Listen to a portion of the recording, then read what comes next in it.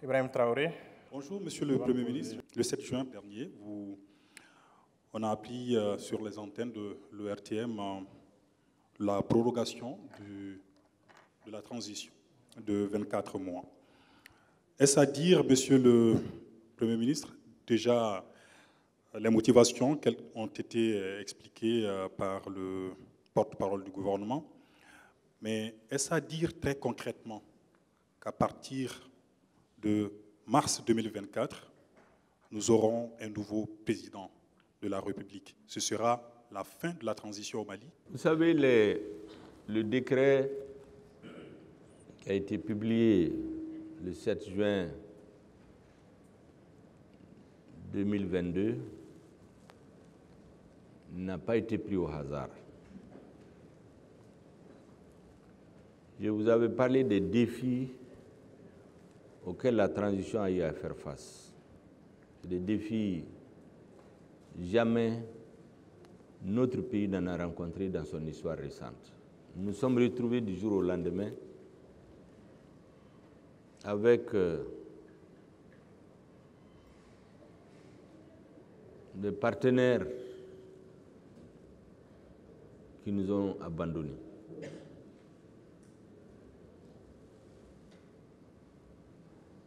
Nous nous sommes retrouvés avec l'expansion du terrorisme. Nous nous sommes retrouvés sur les bras aussi avec les revendications originelles pour lesquelles le peuple s'est soulevé.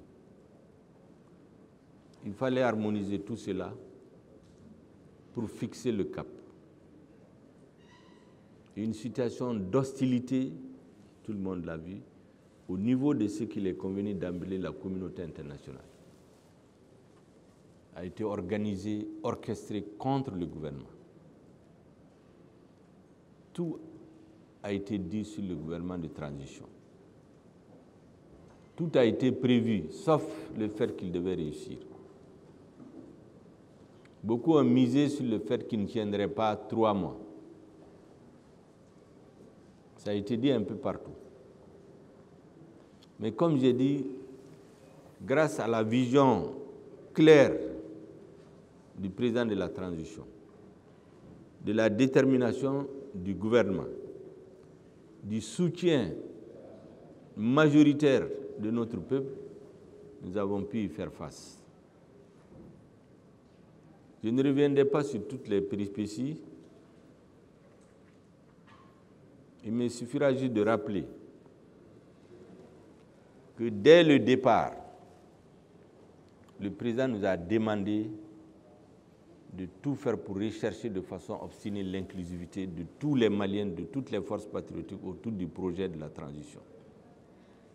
La recherche obstinée de cette inclusivité a fait qu'on a pris plus de temps pour tenir les assises nationales de la refondation, qui était une condition sine qua non de la réussite de la transition. Les assises étaient prévues au départ pour être tenues au mois d'août.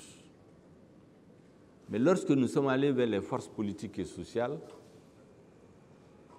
une partie de la classe politique, pour des raisons qui lui sont propres, s'est opposée au processus de réforme, s'est opposée à l'implémentation d'un organe unique, s'est opposée à la tenue des assises. Nous avons continué les discussions.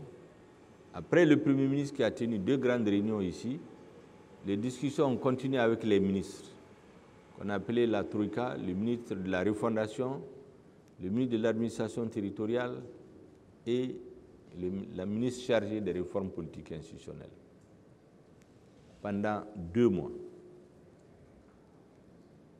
En septembre, nous avons organisé la table ronde des forces vives qui a décidé le 25 septembre d'aller aux réformes telles que souhaitées par le président de la transition, telles que souhaitées par notre peuple, donc majoritairement.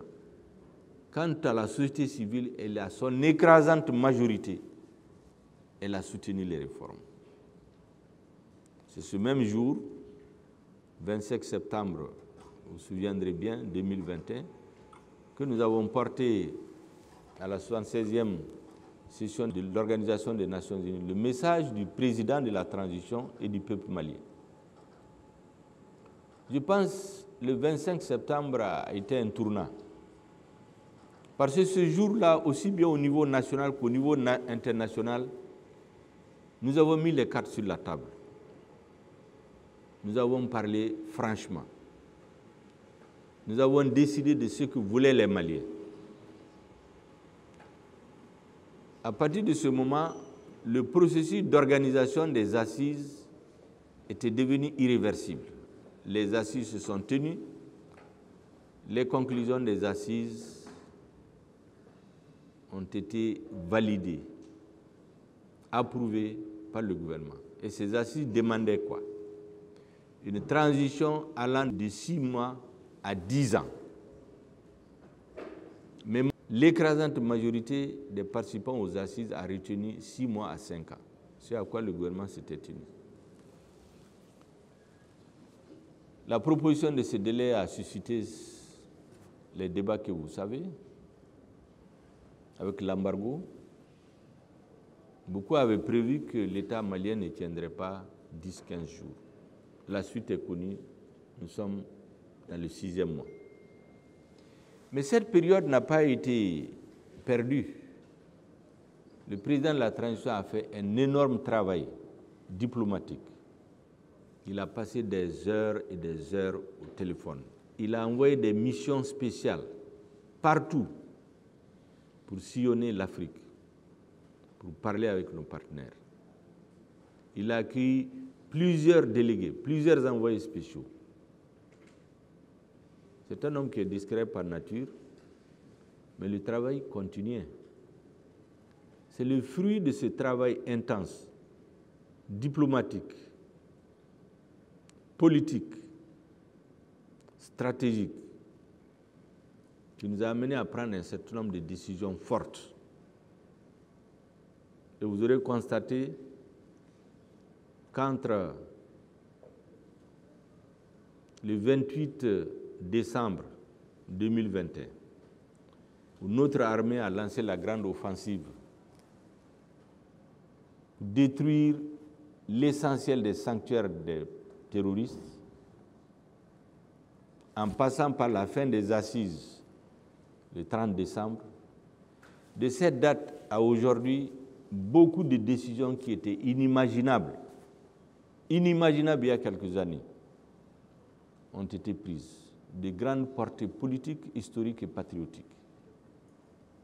C'est dans cette même veine que le président a négocié un délai de 24 mois. Il s'agissait de mettre en pratique les modalités de mise en œuvre de cette transition de 24 mois. Je crois que les discussions continuent avec nos frères de la CEDEAO. J'ai l'habitude de dire, souvent en contrariant l'opinion d'ailleurs, l'opinion publique, que ce qui se passe entre nous et la CEDEAO, c'est une brouille passagère, mon intime conviction, comme ça se passe dans toutes les familles. Et que tôt ou tard, nous allons nous comprendre. Ce décret a un seul objectif, c'est de montrer clairement à nos frères de la CEDEAO que nous ne sommes pas dans la diversion. Notre souhait aurait été qu'à l'issue du sommet, des décisions fortes soient prises pour lever l'embargo.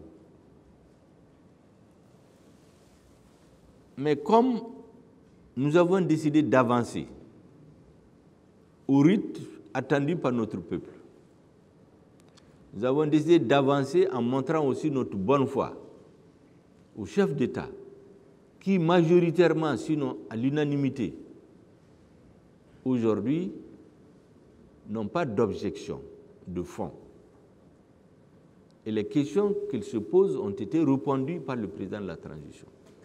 Nous avons décidé de publier ce décret pour mettre en confiance les Maliens, pour mettre en confiance nos frères de la CEDEAO, pour mettre en confiance la communauté internationale. Il n'y a aucun esprit de défiance vis-à-vis de qui que ce soit.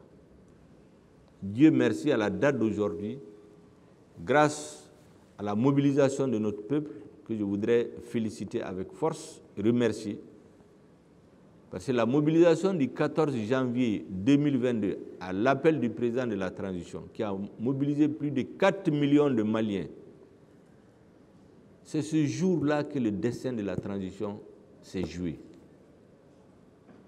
Si le peuple n'était pas sorti ce jour-là, nous aurions tiré les conséquences. Mais le peuple a dit ce jour-là que la transition allait dans le sens qu'il veut et a exigé des autorités de la transition de tenir bon. Donc aujourd'hui, je crois que nos partenaires au niveau de la communauté internationale ont compris ce message de notre peuple. Et c'est pour cela qu'il n'y a plus de débat sur la nécessité des réformes, sur la nécessité de mener la lutte contre la corruption, sur la nécessité de mettre en place un organe unique indépendant. Ce débat est clos. C'est une première victoire de notre peuple. Ce n'était pas évident il y a un an. La situation sécuritaire dans notre pays ne permettait pas d'organiser des élections. La preuve, tous les responsables politiques qui disaient ici à Bamako qu'il faut tenir les élections, aucun d'entre eux ne peut aller à une élection dans sa localité. Aucun. Mieux, quand on a organisé les assises nationales, qui étaient largement inclusives, plus de 80 000 Maliens ont participé au débat. Parmi ces 80 000 Maliens, de la base au sommet, il y a des présidents de fédérations, des députés, des maires, des présidents de conseils qui ont présidé des séances. Pendant que certains responsables disaient à Bamako qu'ils n'étaient pas d'accord avec les assises. Ça montre clairement que c'était un besoin. Donc, à la date d'aujourd'hui, il n'y a plus de débat sur la nécessité de tenir les réformes, il n'y a plus de débat sur la nécessité de mettre un organe unique véritablement indépendant. Je le précise, un organe unique indépendant pour que les résultats des élections soient le moins contestés possible. La lutte contre la corruption et l'impunité qui a désarticulé l'État, y compris et surtout notre outil de défense. La mise en œuvre obstinée de l'accord pour la paix et la réconciliation nationale issu du processus d'Alger en veillant à l'intangibilité de 4 paramètres.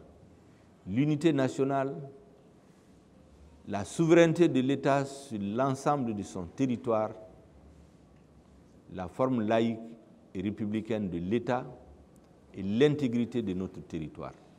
En dehors de ces 4 paramètres, tout le reste peut se négocier entre nous frères maliens pour créer les conditions d'une paix stable, d'une paix sur le long terme. Et donc ce décret a été pris, comme je vous l'ai dit, pour mettre en confiance notre peuple, pour mettre en confiance et rassurer nos partenaires. Il n'est fait contre personne. Et à partir de ce moment, le président a dit clairement aux membres du gouvernement, nous allons aller à 100 à l'heure. Les réformes vont se succéder à une vitesse grand V pour que d'ici un an, nous créions les conditions de tenue d'élections transparentes et retournées à l'ordre constitutionnel normal. Il faut rendre hommage au travail intense du président. Sans bruit ni trompette. Tous les jours au téléphone. Je peux témoigner moi-même, pendant des séances de discussion sur les dossiers du Conseil des ministres, il est appelé par ses homologues d'un peu partout dans le monde. Et donc c'est ce travail diplomatique qui a donné les résultats auxquels nous avons abouti, en espérant que nos frères de la CEDEAO, la communauté internationale et les Maliens nous accompagneront pour la réussite de la mise en œuvre de la lettre et l'esprit de ce décret.